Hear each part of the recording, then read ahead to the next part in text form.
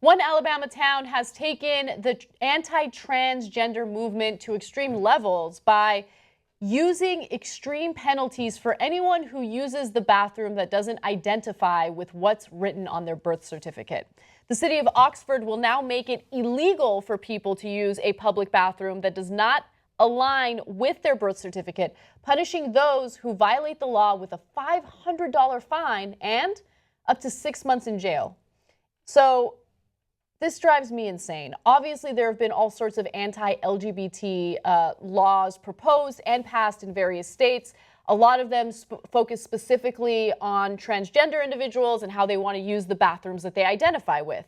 Now, the fear-mongering by conservatives regarding this issue has driven me crazy because there's no evidence indicating that these people are making up their gender identity in order to go into the bathroom to molest women or girls. That's just not happening. In fact, in 2 investigations, Media Matters confirmed with experts and officials in 12 states and 17 school districts with protections for the LGBTQ people that they had no increases in sex crimes after they enacted these protections, which generally let trans people use the bathroom that they want. So this is all a myth, right?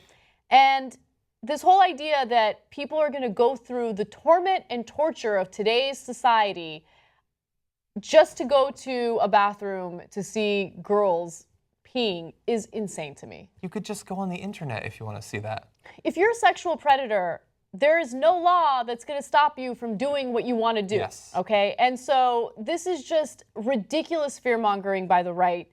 Trans Alabamans can change the gender marker on their birth certificate, though, if they get approval from a court which must verify that the trans person underwent gender-affirming surgery. Okay, so now we're living in this day and age where we are going to allow people to violate our privacy and make sure that we are post-op in order to use the bathroom that we want to use. So you have to go with a judge, and the judge has to certify that you're girl enough for him.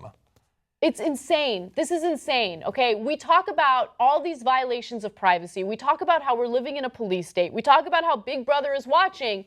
And at the same time, we sit back and we allow these things to happen, okay? We allow people to fearmonger to the point where we're in favor of discriminating against certain groups of people, and we're in favor of allowing officials to check our kibbles and bits to make sure we're not using the wrong bathroom. Yeah. I realize that when I say this, I'm going to be demonstrating, again, the smug style of liberalism I've been reading online. People on the right are out of their mind. Mm-hmm. They think, I mean, when you look at what they think about trans people and what they think about gay people, they apparently think that the only reason everybody isn't gay and trans is because they exercise self-control and just don't make that choice. As if, like, people are like, you know what, today, I'm a girl. I'm going to that bathroom. You know what? I think I'm going to start sleeping with men today because that's my choice. They think that it's all just a big popcorn machine of thoughts randomly going around, and any given day who you are is just randomly determined. There was never a day in my life where I made a decision to be straight, okay? I just realized... Or a woman. Or a woman, exactly. It just kind of happened, right? It's what I identify with. I knew that I was straight when I was in kindergarten and I was attracted to the Indian kid named Somyajit. Yeah. Okay, that's what I remember. And so that wasn't a conscious decision. That was just my identity, my personal preference, what I was attracted to. And so to demonize these people as these predators is so sickening and so disgusting. And I'm so tired of it, right? I'm tired of the fear-mongering, and I'm tired of all this misinformation about certain groups of people that don't want to do anything wrong. They just want to use the bathroom that they identify with. Because you know what? That probably makes them feel safer. So let me ask you something. If you are dealing with a trans woman, okay, someone who was born a male but now appears to be a female, and that person has to go to a men's bathroom because that's what the law in the state says, she has to do. Well then, I mean, what about the safety of that person, right? Yeah. I'm not saying that men are predators, and if someone appearing to be a woman goes into a men's bathroom, she's going to get assaulted.